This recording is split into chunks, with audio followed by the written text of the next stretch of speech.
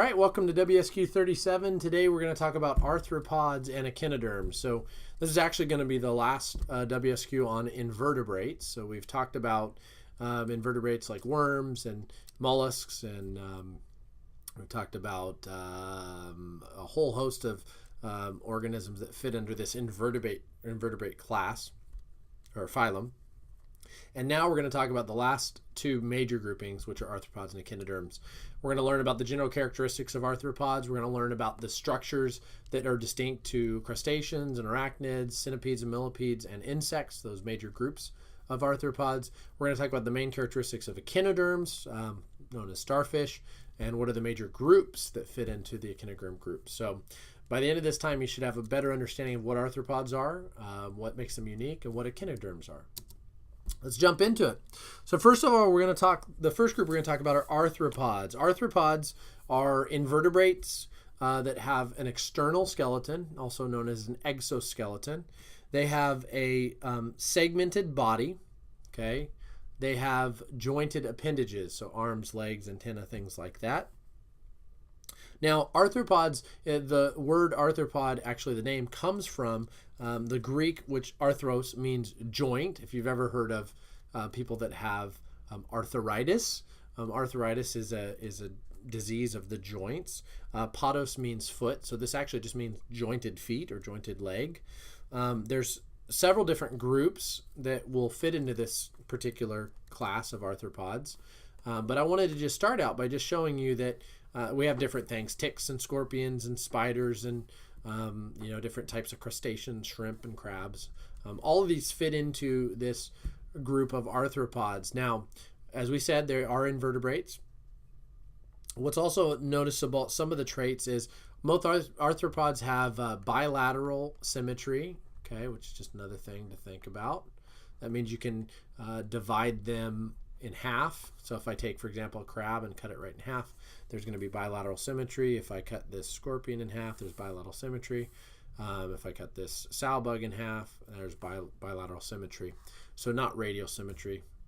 Also, one other little access point is they typically are what we would call an open circulatory system. That means the blood does not The blood does not stay inside of the veins, so it's going to actually pool out over the organs. They are typically reproduced sexually. Okay, it's most of them. They have sexual reproduction. And they have a digestive system with an alimentary canal. So they have a digestive system that's one way, has two openings, okay, mouth and an anus, and it moves in one direction.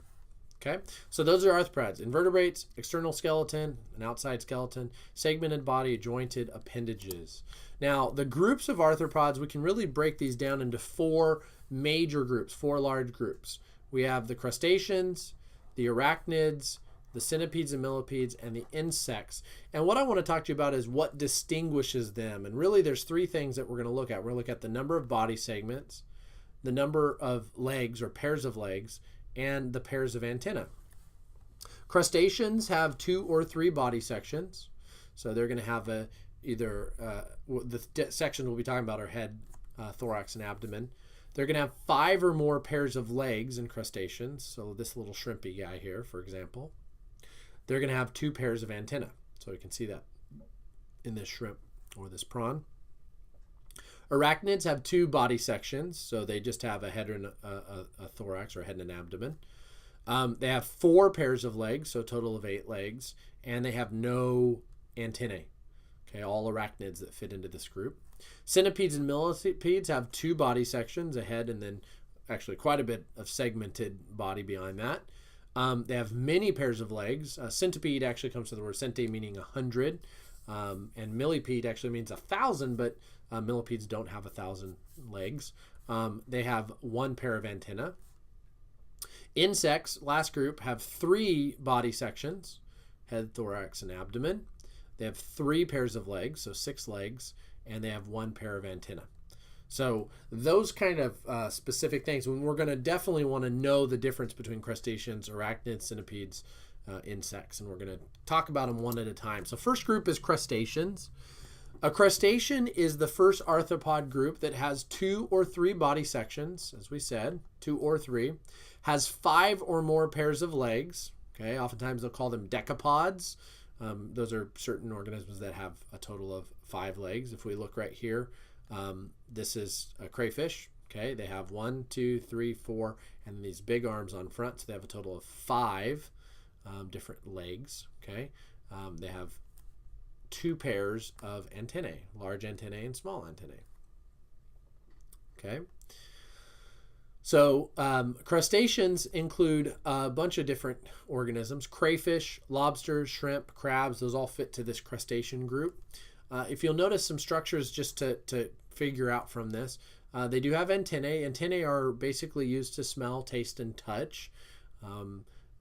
In the large antennae of this particular crayfish, you'll see that it's much larger and it's not branched. The small antennae in this crayfish used for taste and balance, and notice they're forked. So while it looks like there's a total of 3 pairs of antennae, we'll see that these are actually forked, so it's one antenna that splits in 2. They have walking legs, which they use to actually crawl around on the ground. Okay. And the crayfish shell attached to these will have their gills, which they use to breathe underwater. They have chelipeds, okay, which is actually used to capture food and defend itself. These are the large claws that they use to defend themselves. And then on the backside, they have these little appendages known as swimmerets. Okay, not true legs, they're still appendages, but these are used to actually swim. They're like little flippers. Okay, so that's an example of a crustacean. Crustaceans also go through a process known as metamorphosis. Many animals go through this. We'll talk about frogs that go through metamorphosis. We'll talk about different insects like butterflies that go through more metamorphosis. Metamorphosis is just the process in which an organism goes from a larva and develops into an adult. There's dramatic changes from their larva stage to their adult stage. And so crustaceans will have a small larva stage in which they'll go through molting, okay, and actually produce a new skeleton from that. And we'll talk about the different types of metamorphosis as we go. The next group is arachnids. So we have crustaceans, okay, we have arachnids as our second group. And arachnids, most of you probably, when you think of arachnids, you think of spiders, but arachnids are more than that. Arachnids have 2 body sections.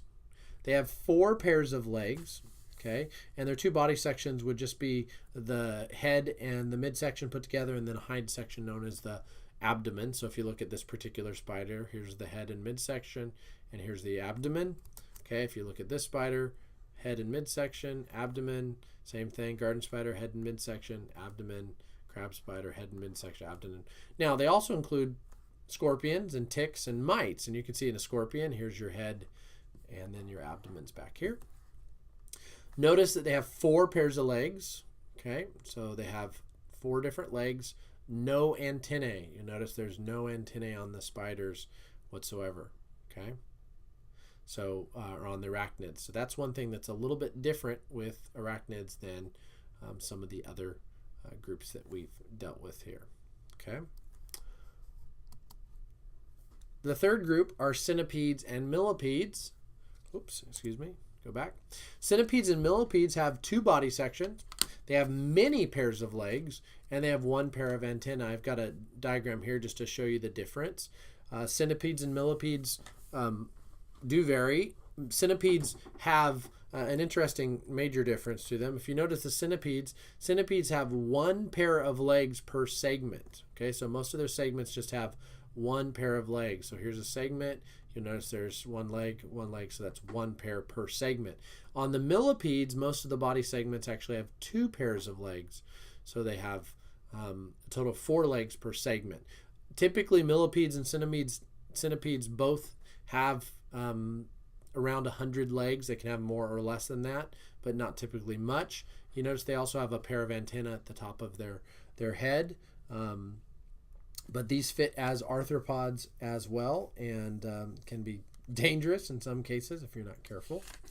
So that's the third group. The fourth group, our last group, are insects. And insects, because they're such a massive group, I want to do 2 things. First of all, I want to just first talk about the characteristics. Insects are arthropods. They have 3 body sections. Okay, so if we look down here, 3 sections: their head, their thorax, and their abdomen. So head in blue, thorax in gold, and their abdomen in green. They have 6 legs, so you'll notice 3 pairs of legs, 1, 2, and 3.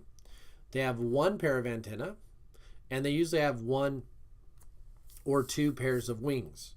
Okay, they don't all have wings, but most species groups, like for example, you think of an insect like the ant.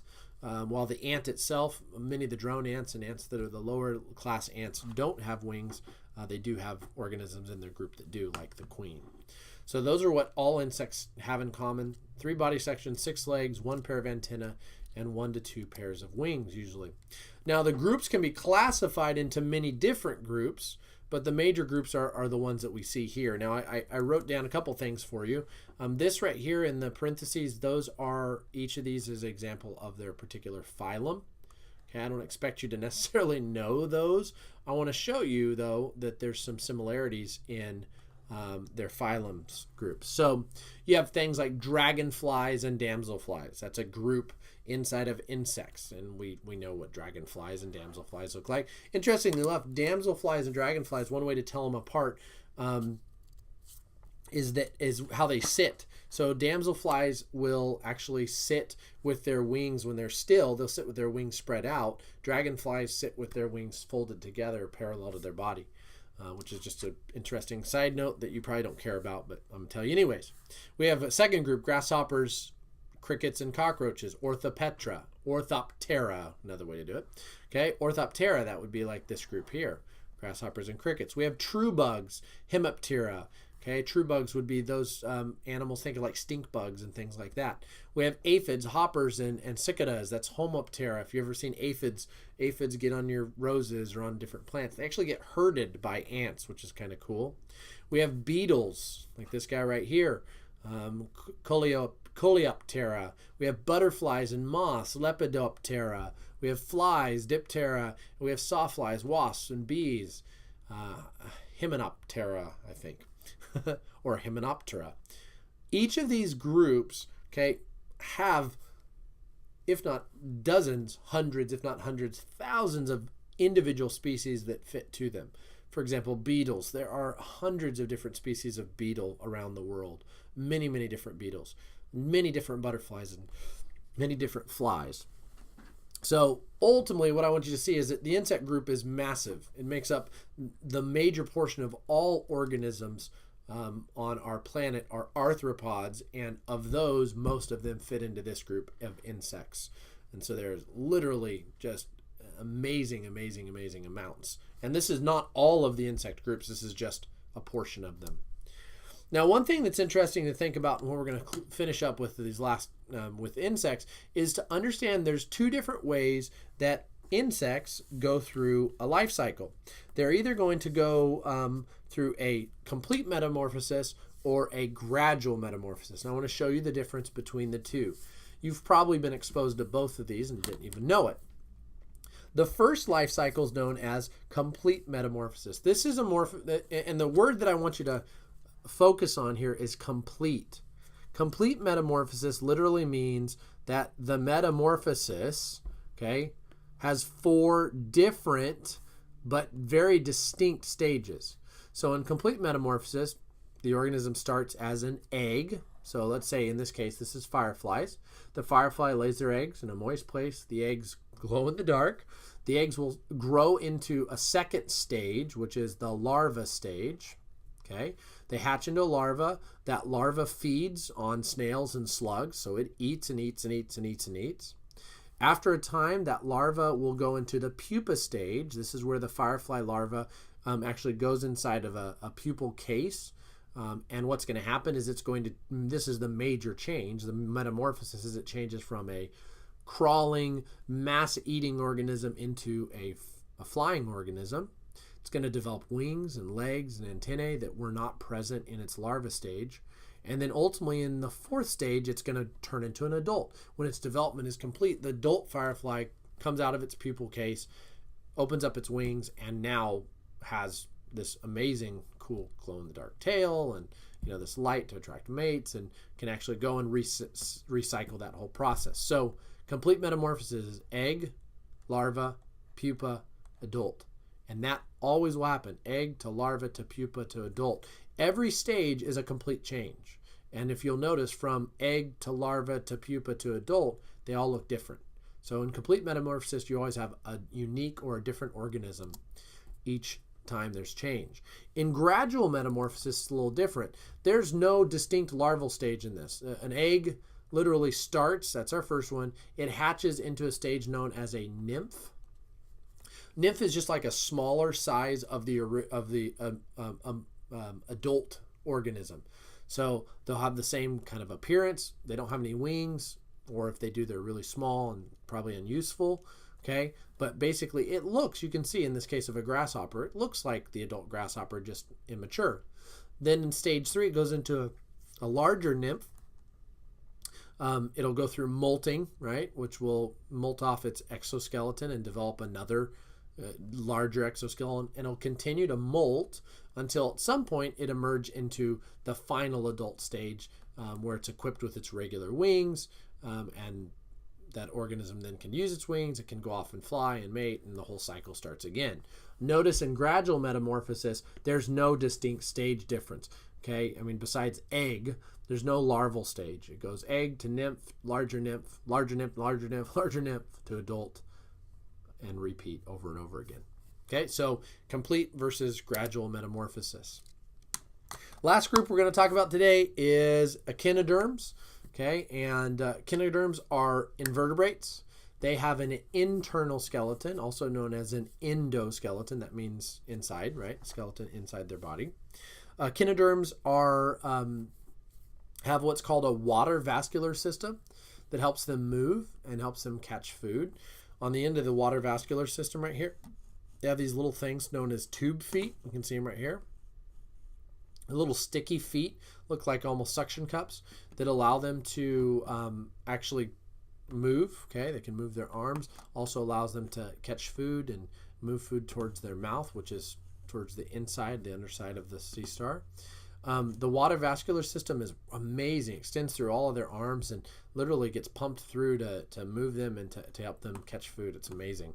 They reproduce sexually and actually produce a swimming larva that will undergo metamorphosis and turn into a sea star, or into a echinoderm that's an adult. Pretty amazing the way the organism is designed, and really some similarities to arthropods like we talked about before. There's 4 major groups of echinoderms, and this is how we'll finish up today. They can be broken down into 4 different groups. You have what are known as sea stars. That would be like the classical starfish that we think of. You have brittle stars. Brittle stars are very similar to sea stars. They're usually larger, and they feed in a totally different way, though, than a sea star. You have sea urchins, okay, real spiny little guys that we see. If you've ever been to tide pools, you've probably seen sea urchins, okay? And the last group are sea cucumbers. Sea cucumbers are kind of interesting. They actually do look a little bit like a cucumber that you eat. They have tube feet on the bottom of them that they use to crawl, and they feed. They have a mouth on the underside that uses tentacles to feed them. And so each of these groups, okay, all have radial symmetry. They're all found in salt water in the ocean. That's where they live. And that's why they're classified together as echinoderms. All right. So that is WSQ 37. I know that one was a little bit long as well, but we talked about arthropods today. We talked about echinoderms. You should have a better idea of what an arthropod is. We'll talk more about it in class, and I hope you guys have paid attention. You summarized now and answered your questions. All right. Talk to you later.